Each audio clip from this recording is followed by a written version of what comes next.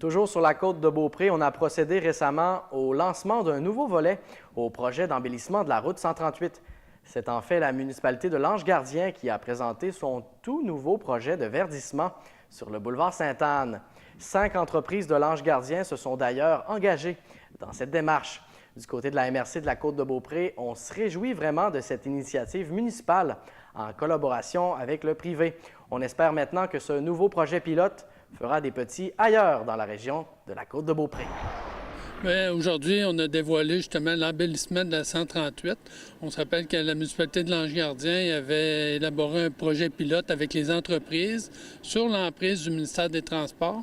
Donc aujourd'hui, on voulait souligner justement le projet qui a été exécuté avec plusieurs partenaires, dont les entreprises, Développement Côte-de-Beaupré, la MRC, le Fonds régional, la municipalité de Lange-Gardien, bien entendu.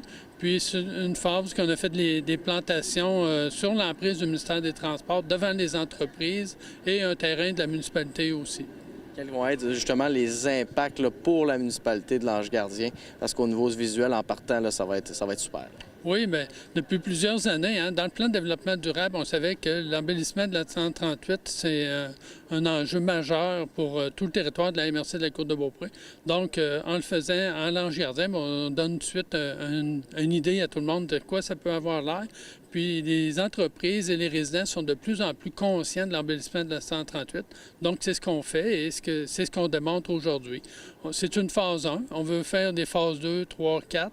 Donc, le but, c'est au moins, en tout cas, nous, sur le fonds régional du comité Ouest, c'est vraiment de prioriser les municipalités de Bois-Châtel, Lange-Gardien et de Château-Richer. Mais au niveau de la MRC, on priorise toute la 138.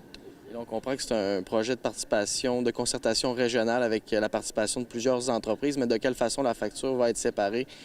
Parce que je comprends que Lange-Gardien, en partant, va débourser un certain montant là, pour ce projet-là. Oui. Lange-Gardien, on a mis un montant de 20 000 Ensuite, le Fonds régional a mis un montant de 85 000 le Développement Côte-de-Beaupré a mis un montant d'argent aussi et une aide technique. Le ministère des Transports nous a fourni l'expertise aussi. La Commission de la capitale nationale nous a aidés. Puis les entreprises ont accepté de payer un montant de 25 de la facture qui représente la partie en avant de leur commerce.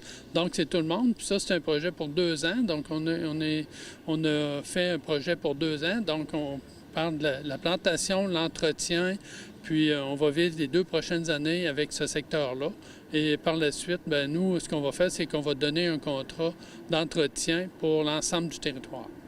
Puis en terminant, ce projet-là ne pourrait pas être concrétisé sans la participation de ces entreprises-là. J'imagine que vous avez un message pour eux là, en terminant. Oui, absolument. On les remercie. Puis on est content parce que dès qu'on les a approchés, ils ont eu une ouverture d'esprit justement de contribuer, de participer, puis ils étaient contents aussi qu'on contribue avec eux. Il y a des entreprises qui n'étaient pas prêtes à participer cette année, mais par contre, ils nous ont dit l'année prochaine, c'est sûr qu'on embarque. Donc, on va avoir d'autres entreprises qui vont venir s'intégrer tout le long du territoire. Puis c'est sur une base volontaire, mais on apprécie énormément chaque fois que chacune des entreprises met la main à la pâte pour travailler dans le même objectif qu'on s'est donné tout le monde ensemble. Bien, effectivement, là, comme on peut voir, on parle toujours de l'amélioration de la 138. On en a un bel exemple ce matin.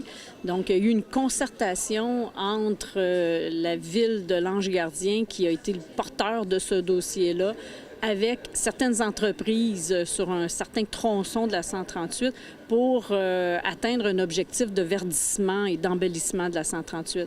Donc, comme mentionné, ça fait partie de nos différents programmes et dans notre plan de développement durable et d'aménagement du territoire, de vouloir améliorer l'axe de la 138. Je l'ai déjà dit, là, je le répète, ça fait un bon bout là, qu'on le dit, mais là, on vient de réaliser un beau projet, un des beaux projets mais il est particulier, ce projet-là, parce que c'est pas juste le ministère des Transports, c'est pas juste... C'est la ville avec des entreprises, c'est avec le privé là, qu'on a fait ça sur une emprise du ministère des Transports Donc, ces entreprises-là ont accepté de payer financièrement.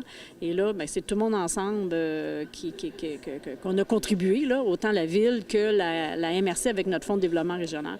Donc, je suis d'autant plus fière que là, il y a vraiment une concertation du milieu pour pouvoir améliorer la 138. Et quels vont être les différents impacts là, pour la Côte-de-Beaupré? J'ai eu l'occasion de m'entretenir avec M. Lefrançois qui me parlait des impacts pour l'Ange-Gardien. Mais là, j'ai l'impression que ça pourrait semer des petites graines dans la tête de d'autres municipalités, de d'autres entreprises justement qui sont situées sur la route 138. Tout à fait. Ça prenait une première, ça n'est une. Puis là, on va continuer. On veut juste continuer. Il y aura une phase 2 pour l'Ange Gardien, parce qu'on n'a pas terminé. C'est long, la 138. Mais ensuite, c'est clair qu'il y a des intentions de vouloir aller vers Château-Richer et Bois-Châtel. Puis on continue et ainsi de suite sur tout le long de la 138. Donc, on va solliciter les entreprises. Puis, on va vouloir travailler avec eux pour essayer de verdir et de créer un aménagement qui soit joli, qui soit durable aussi, parce qu'on ne peut pas mettre n'importe quoi. C'est ce qui fait que le ministère des Transports travaille avec nous, les architectes paysagers qui sont là. Puis, on a également Développement Côte-de-Beaupré là, avec Mme Françoise Leroy qui fait un travail extraordinaire et qui permet là, de toute cette mobilisation-là, de créer un momentum qui ça va prendre du temps. Là. On ne fera pas ça du jour au lendemain. Là. Mais ça prenait une première, on l'a, puis il faut contaminer tout le reste.